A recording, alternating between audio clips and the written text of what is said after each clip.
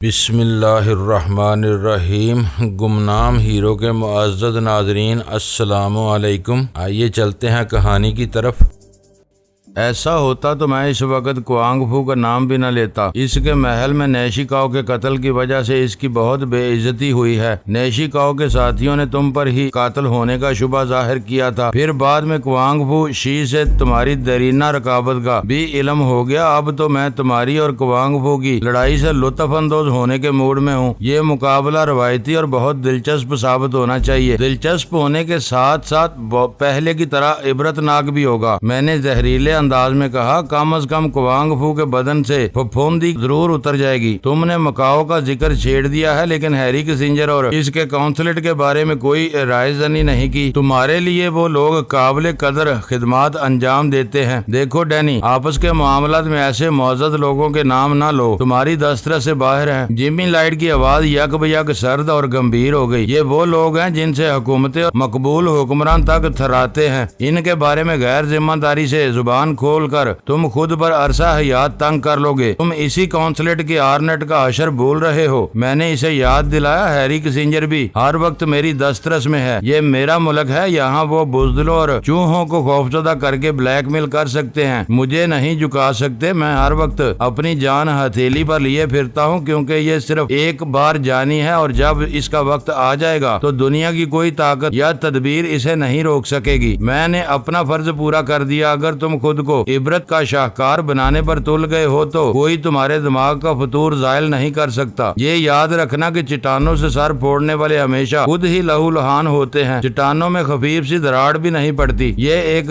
ابدی کلیہ ہے اور تم اس سے مستثنا نہیں ہو۔ ان ہمدردانہ مشوروں کا شکریہ۔ کیا تم نے صرف یہی بتانے کے لیے فون کیا تھا؟ میرا لہجہ زہریلا ہو گیا۔ مجھ پر دانت پیسنے کی ضرورت نہیں۔ ریسیور میں جیمی لائٹ کی گراہٹ ابھری۔ شاید ویرا نے تمہیں بتا دیا ہوگا کہ میرے اور اس کے درمیان مصالحت ہو چکی ہے، اور اس کے نتیجے میں تمہاری پوزیشن بھی تبدیل ہو گئی ہے۔ میں جانتا ہوں کہ ویرا تم کو پسند کرتی ہے، مجھے اس کی پسند کا لحاظ کرنا پڑے گا۔ اب میں شفاقانہ انداز میں تمہاری گردن کاٹنے کا حکم جاری نہیں کر سکتا۔ میں نے کن آنکھوں سے ویرا کی طرف دیکھا، وہ پوری طرح میری طرف متوجہ تھی۔ وہی کیا، باقیہ تینوں بھی اس وقت ہمتاً گوش بنے ہوئے تھے، اور میری یک طرفہ گفتگو سن کر انہوں نے اندازہ کر لیا تھا کہ اس وقت میری جیمی لائٹ سے بات ہو رہی تھی۔ شاید تمہیں علم نہیں کہ تمہارے بعد گوشت نے مکاؤ میں زبردستی میری شادی کرا دی تھی۔ میں نے دانستہ ایسے الفاظ کا انتخاب کیا کہ ویرا کو دوسری طرف سے کہی ہوئی بات کا اندازہ نہ ہو سکے۔ مجھے سب کچھ معلوم ہے، لیکن تمہاری اس جبری شادی سے کوئی فرق نہیں پڑتا۔ تم مسلمان تو ایک وقت میں 4 عورتیں بھی رکھ سکتے ہو۔ مغرب میں بیوی ایک ہی ہوتی ہے، لیکن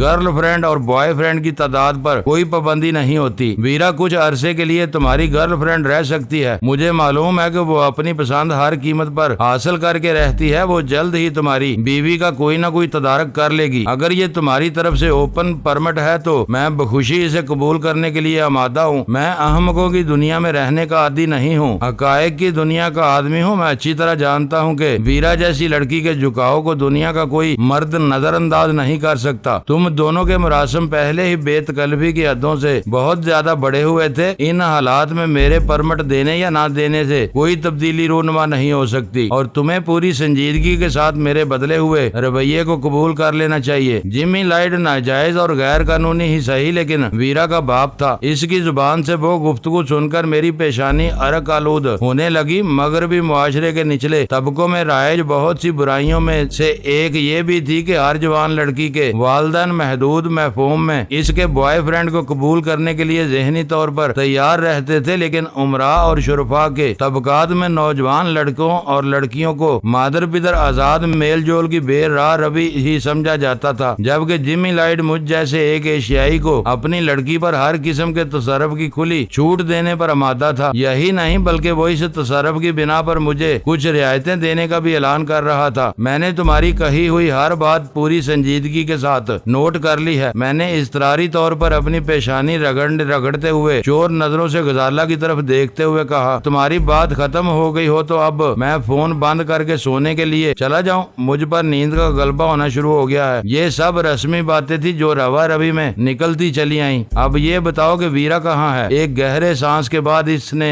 بوجھل آواز ابھری، مجھے اس سے کچھ ضروری باتیں کرنی ہیں۔ میں نے ویرا کی طرف دیکھتے ہوئے اسے آنکھ ماری اور ماؤتھ پیس میں کہا تمہیں معلوم ہے کہ ویرا ایک آزاد منش لڑکی ہے۔ وہ اپنی نقل و حرکت کے بارے میں مجھے تو کیا کسی کو بھی اعتماد میں لینے کی عادی نہیں ہے۔ میں اس کے موجودہ ٹھکانے سے لا علم ہوں۔ تمہاری اس سے آخری ملاقات کب ہوئی تھی؟ چند ثانیوں کی خاموشی کے بعد سوال کیا گیا۔ میں کافی عرصے سے اس سے ملنے کا متمنی ہوں، ہو سکتا ہے کہ وہ شہر سے باہر گئی ہوئی ہو۔ تم جھوٹ بول رہے ہو؟ جیمی لائٹ کی آواز غسیلی ہو گئی۔ ایران روانہ ہونے سے پہلے وہ تمہارے ساتھ دیکھی جا رہی تھی۔ یہ کوئی بہت پرانی بات نہیں ہے، شاید اس نے تمہیں ایران کے مشن کے بارے میں بھی بتایا ہوگا۔ وہ کسی بلو کراس ڈیل کی فکر میں لگی ہوئی تھی۔ میں نے اسے چھیڑنے کے لیے بے پروایانہ لہجے میں کہا۔ میرے اصرار کے باوجود اس نے مجھے اس ڈیل کے بارے میں کچھ نہیں بتایا۔ پھر وہ کوانگ فو سے غزالہ کی واپسی کے انتظامات طے کرنے کے بعد اچانک کوئٹہ چلی گئی۔ اس کے بعد میری اور اس کی ملاقات نہیں ہوئی۔ یہ کوئٹہ کیا ہوتا ہے؟ جمی لائٹ کا وہ سوال بے ساختہ اور اضطراری تھا۔ یہ پاکستان کے مشرقی علاقے کا ایک سرحدی شہر ہے جو ایران کے قریب واقع ہے۔ اوہ میں سمجھا، یہ کوہٹا کا بگڑا ہوا یا مقامی تلفظ ہے۔ چند ثانیوں کے لیے میں الجھن میں پڑ گیا تھا کہ ویرا کو ایران جانے کے لیے کہا گیا تھا تو وہ کوہٹا کیسے پہنچ گئی؟ کوئٹہ اور کوہٹا بہت ملتے جلتے نام ہیں۔ اس کی زبان سے یوں بے ساختہ انداز میں کوہٹا کا ذکر بہت معنی خیز تھا۔ اس کا مطلب تھا کہ کوہٹا کا نام مغرب کی ہر قابل ذکر شخصیت کے ذہن پر ایک آسیب بن کر سوار تھا۔ میں نے اس موقع سے فائدہ اٹھاتے ہوئے جیمی لائٹ کو خریدنے کی نیت سے سوال کیا۔ کوہٹا تو پاکستان کا بہت چھوٹا اور غیر معروف قصبہ ہے، تم اس کے نام سے کیسے واقف ہو؟ پاکستان کے عام نقشوں میں تو اسے دکھایا بھی نہیں جاتا۔ جیمی لائٹ کی جوابی ہنسی بہت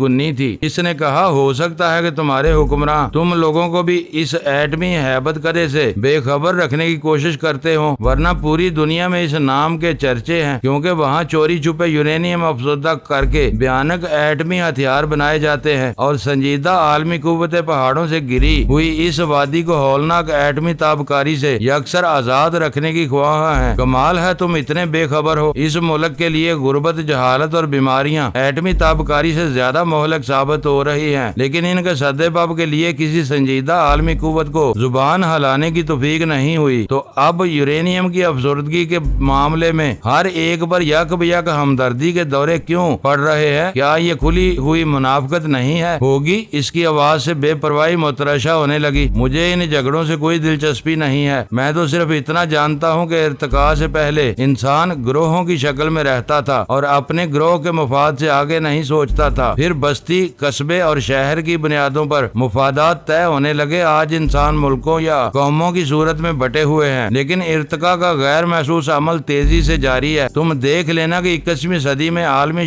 معاشرے اور برادری کا تصور سر اٹھائے گا، جس میں قطب شمالی میں رہنے والے ایک اسکیمو اور نیو یارک میں رہنے والے خلا باز کی سوچ اور مفادات میں کوئی فرق نہیں ہوگا۔ دور اندیش قومیں ابھی سے ان خطرات کا تدارک کرنا چاہ رہی ہیں جو آنے والے دنوں میں عالمی برادری کے تصور کے لیے نقصان دہ ثابت ہوں گے، اور شاید امریکہ اس عالمی برادری کا پولیس مین بننے کی تیاریوں میں مصروف ہے۔ جسے چاہتا ہے گردن سے پکڑ لیتا ہے اور جسے چاہتا ہے کھلی چھوٹ دے دیتا ہے۔ اس کی لغت میں عالمی مفادات کا مطلب صرف اور صرف امریکی مفاد ہوتا ہے۔ اسی لیے اس نے اسرائیل کو بلا کر کوہٹا کا نکارہ بجایا ہوا ہے۔ معاشرتی ارتقاء اور ٹوٹ پھوٹ کے عمل میں ہمیشہ یہی ہوتا آیا ہے کہ بدلنے والی قدروں میں طاقتور عنصر کی مرضی حاوی رہتی ہے۔ تم اس فطری رویے سے منکر نہیں ہو سکتے۔ یہ ایک طویل بحث ہے، میں اس میں نہیں الجھنا چاہتا۔ ویسے ہی میری یہ کال کافی طویل ہو گئی ہے، میں ویرا سے بات کرنی چاہتا ہوں۔ ویرا سے میری ملاقات ہوئی تو میں تمہارا پیغام اس تک پہنچا دوں گا، میں نے خشک لہجے میں کہا۔ تم میری خاطر اسے تلاش کرو، اس نے زور دے کر کہا۔ مجھے اس سے بہت اہم بات کرنی ہے۔ تم اسے بتا سکتے ہو کہ میں ایران میں اس کی ناکامی کے سبب سے واقف ہوں۔ پاکستان، ایران اور ترکی کی حدود میں موجود سیٹلائٹ نیٹ ورک کے ذریعے مجھے معلوم ہو چکا ہے کہ ایک گاڑی کی خرابی کی وجہ سے ویرا کا کام نہیں بن سکا، لیکن حیرت کی بات یہ ہے کہ پاکستان کے سرحدی پہاڑوں سے آگے ہمارا نیٹ ورک اس کارواں کا سراغ کھو بیٹھا ہے۔ اس کی نقل و حرکت یا منزل کا پتہ چلانا لازمی ہو گیا ہے۔ یہ تم کس کارواں اور نیٹ ورک کی بات کر رہے ہو؟ میں نے اس کی قطع کلامی کرتے ہوئے الجھن امیز لہجے میں سوال کیا۔ مجھے معلوم تھا کہ جمی لائٹ کی وہ گفتگو بلیو کراس ڈیل کے تحت آنے والے کارواں کے بارے میں تھی، مگر میں انجان بن کر اسے اپنی بے خبری کا مکمل یقین دلانا چاہ رہا تھا۔ تم بس ویرا کو یہ بتا دینا، جمی لائٹ کی جلائی ہوئی آواز ابھری۔ آج تم بہت زیادہ غیر ضروری باتیں کر رہے ہو۔ ویرا مناسب سمجھے گی تو تمہیں باقیہ تفصیلات بھی بتا دے گی۔ دوسری ضروری بات یہ ہے کہ پاکستان آنے والے میرے ایک دوست کو ویرا کی مدد درکار ہوگی۔ وہ مجھے فون کرے گی تو میں اسے اپنے دوست کے بارے میں بتا دوں گا۔ ان دو معاملات کی اہمیت کا اندازہ تم اس بات سے لگا سکتے ہو کہ میں نے کوانگ فو سے تمہارا فون نمبر لینے کے بعد تم سے براہ راست رابطہ کیا ہے۔ مجھے یقین ہے کہ تم ماضی کی تلخیوں کو بلا کر مجھ سے تعاون کرو گے۔ تمہاری مصالحت امیز رویے نے مجھے سوچنے پر مجبور کر دیا ہے۔ میں ویرا کو پیغام پہنچانے کی پوری کوشش کروں گا۔ اس کے بعد کے معاملات کا انحصار تمہارے اپنے رویے پر ہوگا۔ اتنی بات ہو گئی ہے تو لگے ہاتھوں یہ بھی بتا دو کہ بھیم گن اور سلور آئی کہاں ہے۔ اس نے اچانک ہی وہ نازک موضوع چھیڑ دیا۔ مجھے معلوم ہوا ہے کہ تمہیں اپنے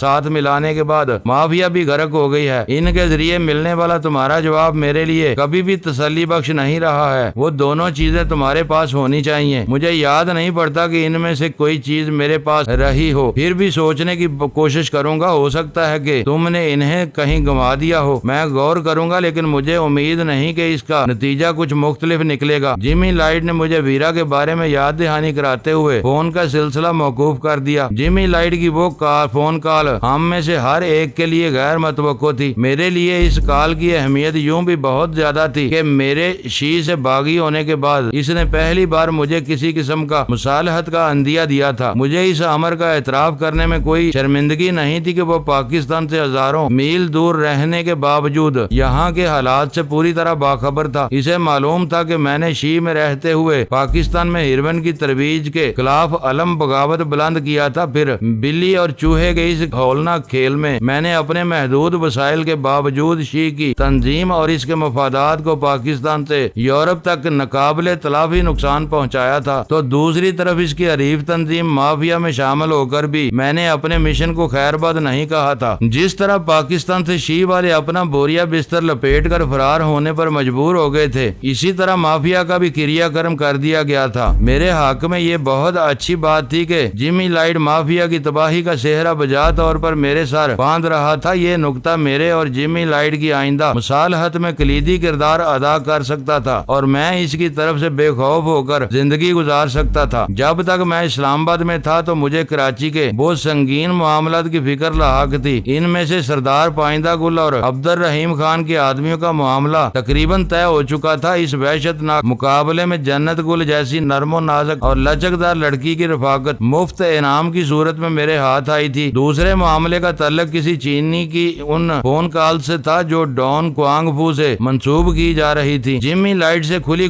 گفتگو ہونے کے بعد یہ واضح ہو گیا تھا کہ ڈان کوانگ فو اپنی بے عزتی کا انتقام لینے کے لیے واقعی میری تلاش میں سرگرداں تھا، اور شاید جمی لائٹ سے مصالحت ہو جانے کے باوجود مجھے اپنے طور پر اس سے معاملہ طے کرنے تھے۔ اول خان کے لیے جمی لائٹ کا موضوع بہت زیادہ دلچسپی کا باعث نہیں تھا، اس لیے وہ میرا بتایا ہوا خلاصہ سننے کے بعد ہی فلیٹ سے رخصت ہو گیا۔ وہ جیک اور رونالڈ وغیرہ کے معاملے میں اپنی پوزیشن صاف رکھنے کے لیے صبح سویرے اپنے افسرانے بالا کو اعتماد میں لینے کا ارادہ رکھتا تھا۔ وہ اپنا دامن بچاتے ہوئے جلد از جلد ان کی اصلیت کا کھوج لگا کر کسی نتیجے پر پہنچ جانے کے لیے بے چین تھا۔ البرٹو ویلیسا کے قصے کی ابتدا اسپیشل ٹاسک فورس میں شمولیت سے ہوئی تھی، اس لیے وہ کرنل جیسی جونز کے معاملے کو نمٹانے کی ذمہ داری بھی اپنے سر پر ہی محسوس کر رہا تھا۔ دوسری اہم ترین بات یہ تھی کہ اپنے آقاؤں کے اشارے پر بلیو کراس ڈیل والے کارواں کو ٹھکانے لگانے کی ناکام سازش کرنے والے لوگ اس مشینی قافلے کی یکایک گمشدگی پر بہت زیادہ حیران تھے اور دوبارہ اس کا کھوج لگانے کی کوشش میں مصروف تھے۔ اس ساز و سامان کی منتقلی کے ذمہ داروں کو یہ بتایا جانا بہت ضروری تھا کہ ان کے سروں پر منڈلاتا ہوا خطرہ بدستور موجود تھا، اور ان کی ذرا سی بھی بے احتیاطی ایک ہولناک صورت حال کو جنم دے سکتی تھی۔ یہ کام بھی اول خان ہی بہتر طور پر سر انجام دے سکتا تھا، ورنہ کوئی اور بلیو کراس ڈیل کا حوالہ بھی دے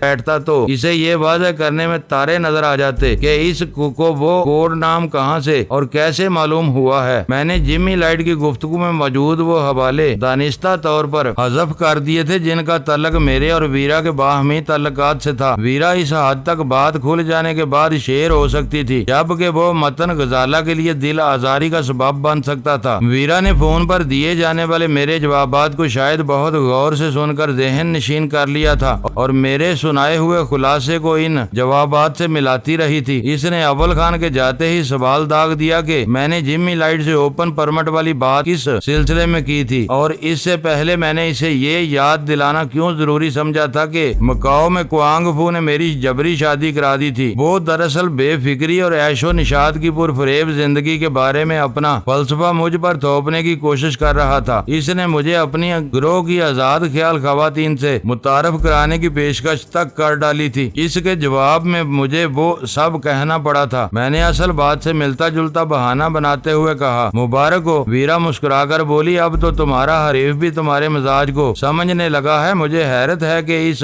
بار اس نے تمہارے ساتھ دوستانہ رویہ اختیار کیا ہے، ورنہ وہ ہمیشہ تمہارے خون کا پیاسا رہا ہے۔ معلوم ہوتا ہے کہ بلو کراس ڈیل کے لیے وہ تمہیں بھی استعمال کرنا چاہتا ہے۔ سلطان شاہ نے پرخیال انداز میں کہا، اسی لیے اس بار اس کی گفتگو دوستانہ رہی ہے، تمہیں اس سے ہوشیار رہنا ہوگا۔ تم نے میری اکھڑی ہوئی گفتگو سے اندازہ لگا لیا ہوگا کہ میں نے اس کے بدلے ہوئے لب و لہجے کو زیادہ اہمیت دینے کی بجائے نظر انداز کیا ہے۔ فوری طور پر تو مجھے یہ فکر لاحق ہے کہ اگر کوانگ فو میری تلاش میں ہے تو اس کے آدمی کسی بھی وقت یہاں پہنچ سکتے ہیں۔ ہمیں اب ٹھکانہ بدل لینا چاہیے، یہ دانشمندانہ فیصلہ ہوگا۔ غزالہ نے وہاں سے اٹھتے ہوئے کہا، روز روز کی مار داڑ اور بھاگ دوڑ سے اب میری طبیعت بیزار ہونے لگی ہے۔ یہ کہتی ہوئی وہ سونے کے لیے چلی گئی، اور مجھے یہ فکر ہے کہ اس کا کون سا دوست یہاں آ رہا ہے جو میری مدد کا طلبگار ہوگا۔ ویرا نے معنی خیز انداز میں کہا، میرا خیال ہے کہ آج میری اور تمہاری ملاقات ہو ہی جانی چاہیے۔ میں نے کچھ نہ سمجھنے والے انداز میں اس کی طرف دیکھا تو اس نے ہنستے ہوئے مجھے یاد دلایا کہ میں نے خود ہی جمی لائٹ سے یہ کہا تھا کہ میری اور اس کی کافی عرصے سے ملاقات نہیں ہوئی ہے۔ جمی لائٹ کی اس فون کال سے ظاہر ہو رہا تھا کہ وہ فوری طور پر ویرا سے بات کرنے کا متمنی تھا۔ اگر اس بندوبست میں غیر ضروری تاخیر کی جاتی تو عین ممکن تھا کہ جمی لائٹ کی وہ ایمرجنسی ختم ہو جاتی اور وہ دوبارہ اپنی پرانی ڈگر پر لوٹ آتا۔ اس لیے میں نے پوری طرح ویرا کی رائے کی تائید کی، اور کچھ بحث و مباحثے کے بعد ہم نے یہ طے کر لیا کہ تھوڑی دیر تک آرام کرنے کے بعد بازار سے ایک اسپیکر فون خرید لیا جائے تاکہ سب لوگ بیک وقت دو طرفہ مکالمات سن سکیں۔ ویرا کو اس تجویز پر کوئی اعتراض نہیں تھا، کیونکہ اس نے ہمارے سامنے اپنی ساری رازداری ختم کی ہوئی تھی اور ایک اعتبار سے وہ ہماری صفوں میں شریک ہو چکی تھی۔ ہم لوگ ناشتہ وغیرہ کر کے سوئے تو پھر شام ہی کی خبر لائے۔ سلطان شاہ دوپہر میں کسی وقت بیدار ہو کر بازار سے اسپیکر فون لے آیا تھا اور دوبارہ گدے گھوڑے بیچ کر سو گیا تھا۔ 5 بجے اول خان کا فون آیا اور اس نے بتایا کہ جیک رونالڈ کے ساتھ آنے والا اس کا ماتحت اور ہم وطن تھا۔ اس کا نام پال ایتھرٹن تھا۔ دستیاب معلومات کے مطابق وہ دونوں ڈلاس کی ایک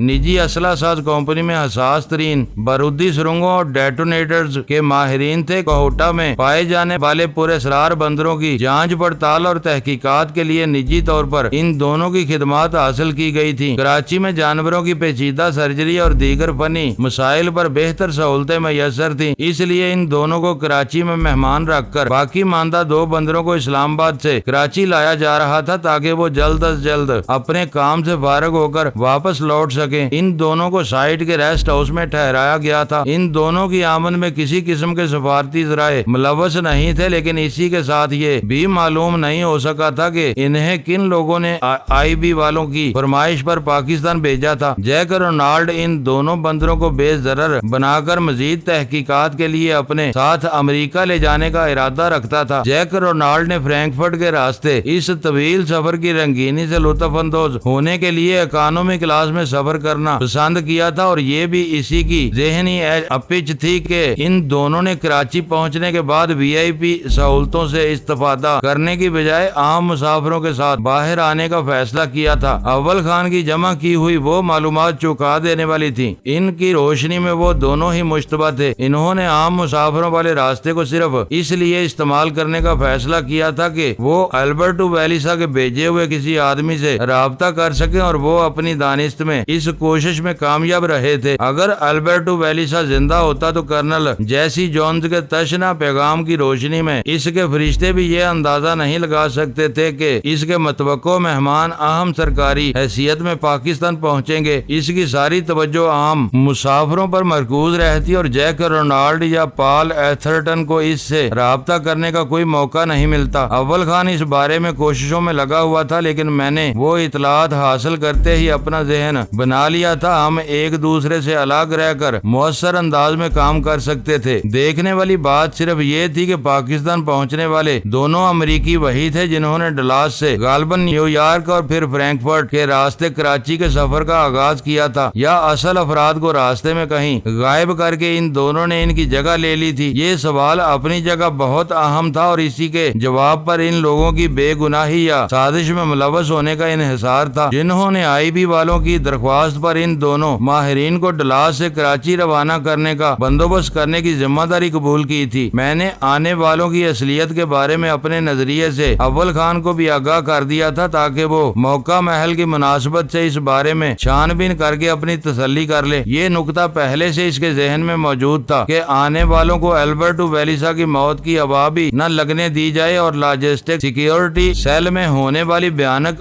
آتش زدگی میں اصل بد نصیب کی بجائے ظفری کے جل مرنے کا بیان برقرار رکھا جائے تاکہ اس سے اسی منصوبے کی تصدیق ہو سکے جو البرٹو ویلیسا نے اپنی محفوظ رپوشی کے لیے تیار کیا تھا۔ ان سب معاملات سے نمٹنے کے بعد جیمی لائٹ کو فون کرنے کی فرصت میسر آئی تو وال کلاک کی سوئیاں 7:30 بجے سے آگے بڑھ چکی تھی، جو لاس اینجلس کے حساب سے کوئی ناگوار وقت نہیں تھا۔ اسپیکر فون کو لائن سے جوڑنے کے بعد ایک الل ٹپ مقامی نمبر ڈائل کر کے اس سیٹ کو چیک کیا گیا۔ اسپیکر پر دوسری طرف کی واضح آواز سن کر ویرا نے کوئی جواب دیے بغیر سلسلہ منقطع کر دیا۔ اس دیکھ بھال کے بعد ویرا بین الاقوامی کوڈ کے ذریعے جیمی لائٹ کا نمبر ملانے میں مصروف ہو گئی۔ ویرا کے ساتھ برسوں کے طویل عرصے پر محیط عداوت اور رفاقت میں وہ پہلا موقع تھا کہ وہ میری موجودگی میں اپنے باپ سے فون پر گفتگو کرنے والی تھی، ورنہ مجھے وہ ابتدائی ایام بھی یاد تھے جب لاہور میں لائٹز کاٹیج نامی قلعے میں ویرا کسی دیوانی کی طرح میرے ساتھ اپنے باپ کی تصویر تلاش کرتی پھر رہی تھی۔ ان دنوں وہ شی میں سیاہ پوش بلیک کوئین ہوا کرتی تھی اور اس کے قہر سے بڑے بڑے بدماش بھی سرایا کرتے تھے۔ ایک طرف ویرا کا وہ لرزہ خیز روپ ہوا کرتا تھا تو دوسری طرف اس کے دل میں جیمی لائٹ کی طرف سے گہری نفرت بری ہوئی تھی، کیونکہ جیمی لائٹ نے اس کا غیر قانونی باپ ہونے کے باوجود اسے کبھی بھی اپنی بیٹی تسلیم نہیں کیا تھا۔ لیکن وقت کے ساتھ ساتھ حالات میں بھی انقلاب رونما ہو چکا تھا۔ پدر الحرام اور بنت الحرام میں سمجھوتا ہو چکا تھا۔ باپ نے اسے اپنی بیٹی مان لیا تھا اور وہ اپنی خود ساختہ حدود میں اپنے باپ کی وفادار رہنے کا عہد کر چکی تھی۔ لاس اینجلس سے فون کا رابطہ ہونے پر پہلی 2 گھنٹیوں پر کوئی جواب نہیں آیا۔ ویرا کے چہرے پر ہلکی سی مایوسی اتر آئی۔ اسپیکر فون آن تھا، اس لیے میں نے ہاتھ کے اشارے سے اسے انتظار کرنے کی ہدایت کی۔ پھر تیسری گھنٹی مکمل ہونے سے پہلے ہی اسپیکر فون پر بین الاقوامی رابطہ ہونے کی مخصوص آواز سنائی دی۔ پھر کمرہ گویا جیمی لائٹ کی باری اور تحکم آمیز ہیلو سے بھر گیا۔ ہیلو ڈیڈ، میں ویرا بول رہی ہوں۔ خود پر قابو رکھنے کی کوشش کے باوجود ویرا کی آواز جذباتی ہو گئی تھی۔ ہیلو ڈارلنگ، جیمی لائٹ کا لہجہ سرد اور رسمی سا تھا جو فوراً ہی تادیبی ہو گیا۔ تم نے پھر وہی غلطی دہرائی۔ تم اچھی طرح جانتی ہو کہ میں نے تمہیں صرف تنہائی میں اور اپنے روبرو ہر طرز تخاطب کی اجازت دی ہے۔ دوسری صورتوں میں میں تمہارا ڈیڈ نہیں بلکہ صرف اور صرف باس ہوں۔ اس نے ویرا کی کسی بھی قسم کی مزاج پرسی کیے بغیر جس روکھے انداز میں اسے سرزنش کی تھی، اس پر میرا دل اس کے لیے نفرت سے بھر گیا۔ سوری باس، مجھے اعتراف ہے کہ میں طویل وقفوں کے بعد اپنے کانوں میں تمہاری آواز سنتی ہوں تو جذباتی ہو جاتی ہوں اور اپنا وعدہ بھول جاتی ہوں۔ تم نے ڈینی کے ذریعے مجھے یاد کیا تھا۔ تم اس وقت کہاں سے بول رہی ہو؟ جیمی لائٹ بہت چالاک اور مکار تھا۔ اس نے اپنی اصل بات شروع کرنے سے پہلے ہی احتیاطی پیش بندیوں کا مظاہرہ کرنا شروع کر دیا تھا۔ چند ثانیوں کے لیے ویرا کے چہرے پر بخلاہٹ کے آثار نظر آئے، لیکن اس نے فوراً ہی خود کو سنبھال لیا اور جلدی سے بولی، میں اس وقت ڈینی کے فلیٹ میں تنہا ہوں۔ وہ اپنی بیوی کو کھانے پر باہر لے گیا ہے۔ آج سارا دن وہ میری تلاش میں سرگرداں رہا تھا۔ تھوڑی دیر پہلے ہی وہ مجھ تک پہنچنے میں کامیاب ہوا تھا اور میں اس کے پروگرام سے واقف ہونے کے بعد اسی کے ساتھ چلی آئی۔ تم فون بند کرو، میں تمہیں رنگ کرتا ہوں۔ جیمی لائٹ نے اس کا جواب سنے بغیر ریسیور رکھ دیا۔ ویرا نے بھی ایک گہرا سانس لے کر اسپیکر فون کا بٹن آف کر دیا۔ وہ خود نمبر ملا کر اس بات کی تصدیق کرنی چاہتا تھا کہ ویرا اس سے جھوٹ نہیں بولی تھی، اور یہ غنیمت تھا کہ اس وقت ویرا نے جھوٹ نہیں بولا تھا، ورنہ وہ بری طرح پھنس سکتی تھی۔ وہ آخر کو اس کا خون تھی اور اس کی رگ رگ سے بخوبی واقف تھی۔ اس نے فون فون آف کرنے کے بعد دونوں ہاتھ جوڑ کر طمانینت کا اظہار کیا۔ میں اپنی آنکھیں چھت کی طرف اٹھا کر خدا کا شکر ہے کہ